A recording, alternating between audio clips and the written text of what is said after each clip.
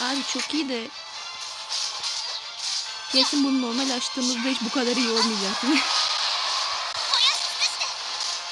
Abi alev bıçakları atıyor. Bunun ne yaptığını pek anlamadım. Şu anda 80 seviye, yetenekleri 8. Oha. Geç boss da 80 seviye. Ya.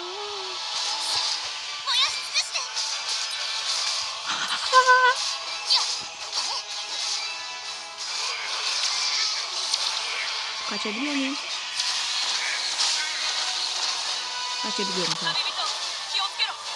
Lan ne? Lan.